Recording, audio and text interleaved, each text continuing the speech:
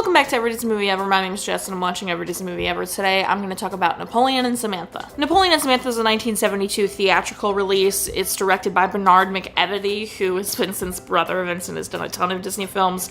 Monroe P Askins is the cinematographer, Robert Stafford is the editor, and Stuart Raphael is the writer. The film stars Johnny Whittaker, Jodie Foster, and Michael Douglas. Johnny Whittaker was in The Biscuit Eater before this. He's also famous for being in The Family Affair and Hallmark's Littlest Angel, and he's in future Disney movies, and he was also in the musical version of Tom Sawyer, in which he is reunited with Jodie Foster. Jodie Foster did tons of things before this. She did commercials and TV shows. Her first film was Menace on the Mountain, which we've already seen. She was in this. Her breakout role was the teenage prostitute and Taxi Driver. And then she went on to act in everything. She produces, she directed Money Monster. She's done episodes of big TV shows like Black Mirror. She's very successful. I was so shocked Michael Douglas was in this movie. He didn't show up until like 40 minutes in. We were a good chunk of the way into the movie before he showed up. And he's a big important part of it, so that was kind of hilarious to me because he's Kirk Douglas's son, for those of you who don't know, but I feel like that's regular information. And Kirk Douglas was in 20,000 Leagues Under the Sea, so we're keeping it in the family. Michael's coming on in because Kirk was here. And this is right in the same year that The Streets of San Francisco started. So Michael's career really started to take off. The Streets of San Francisco is a great show. Definitely recommend. I loved watching it with my dad. So it was really great to see Michael in it. And he's so young. He's so cute. I cannot.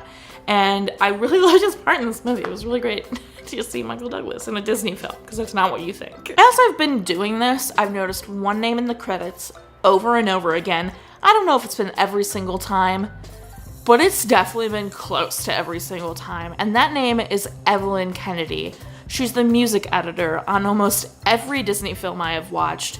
She has 102 credits, and there's no information about her anywhere. I was like, man, she's done a ton. I've seen her name on every film I've watched, not every film I've watched, but tons of the Disney films I've watched. I feel like her IMDb isn't extensive to actually everything she's done, because I've seen her name a ton. And when I looked her up, IMDb only has her filmography, no biography. Wikipedia has nothing except that she was a music editor.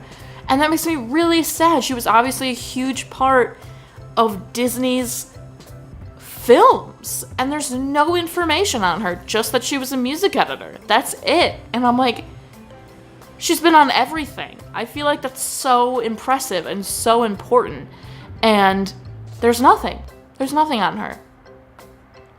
So I think that's really sad. Napoleon and Samantha is good. I really enjoyed this film.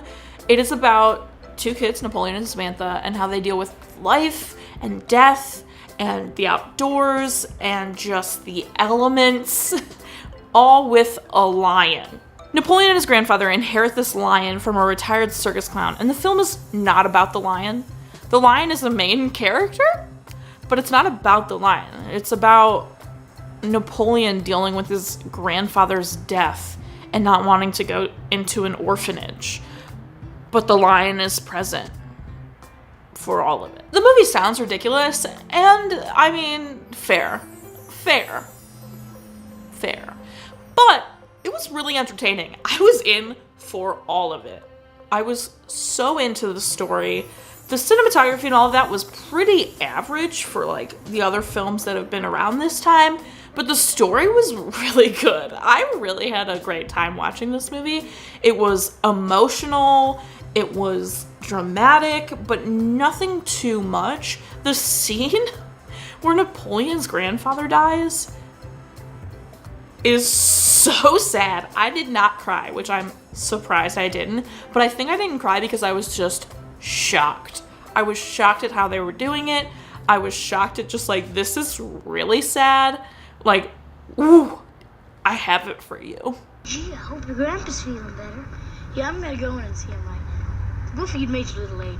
Wait here, will ya? All right.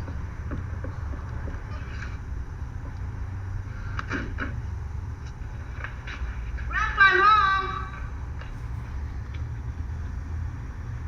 Oh, I'm sorry, Grandpa. I didn't know you were asleep. Grandpa.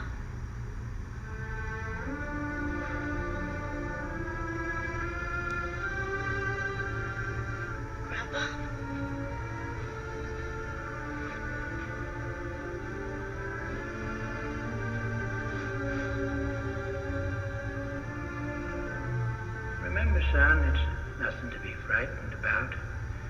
Just means that old Grandpa set free to get around again.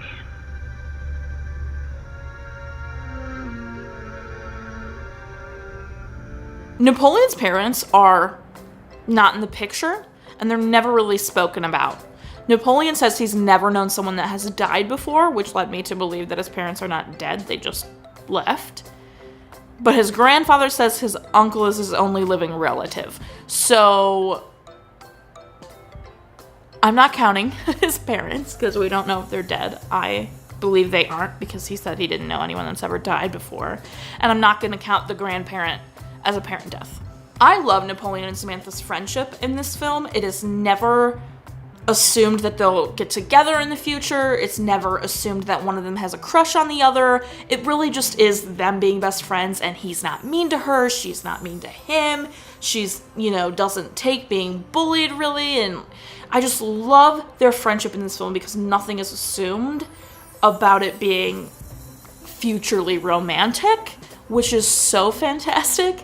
There is a kiss on the cheek in the film, but it is entirely appropriate for the moment. Samantha is saying goodbye to Napoleon. She thinks she won't really see him in a very long time or ever again, so she just says goodbye to Napoleon and kisses him on the cheek. Totally appropriate. Did not feel like, she has a crush on him and she's saying goodbye to, whatever. I loved it. Loved their relationship. There's this guy Mark in the film, and Michael Douglas's character, Daniel, asks Mark to watch the kids while he goes back to town to tell someone that the kids ran away to his cabin because he's sure they're worried sick.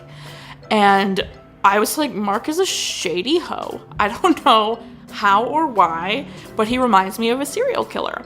And I just felt that way. I didn't think it was actually going to go that way. And then Mark's a criminal, and they have to race back to the cabin to make sure the kids are all right. But everyone thinks Daniel is the criminal because they think he kidnapped the kids, but the kids just ran away to his cabin. So they're arresting Daniel. So then there's this giant chase, of course, because what's a Disney movie without some kind of car chase? And Michael Douglas is on a motorcycle. He's killing it. The camera work during the chase was actually really good. And it was just so intense. But the car chase went on for a really long time, as per usual with the Disney film. And it was just so great because Michael Douglas was riding a motorcycle, which was awesome. But also Mark was some kind of criminal. They never clarified if he was like a serial killer or, maybe something else. So that was creepy. And the kids had no idea that Mark was a criminal. But that's fine. The film was shot in John Bay, Oregon, and Jodie Foster was mauled by a substitute lion while shooting. She was walking in front of it. The lion must have decided she was going too slow, picked her up, shook her. The crew's running away. The trainer says, drop it. It drops Jodie Foster. She still has scars on her stomach and back, and she has a fear of cats now, which is, I feel, warranted.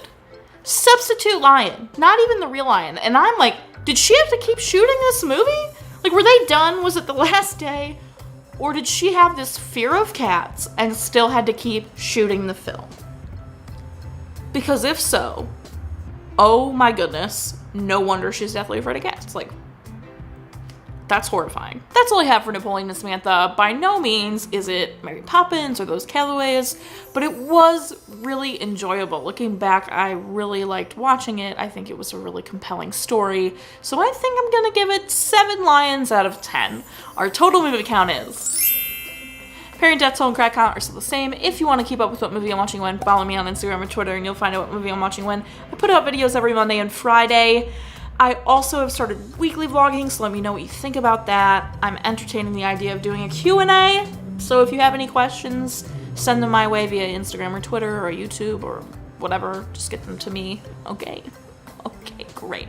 Until next time, comment, like, and subscribe, but I'm not sure who you are, so you do you, and don't be Mark about it. Seriously. It's the 90th anniversary of Mickey Mouse this year, you guys. Happy anniversary, Mickey.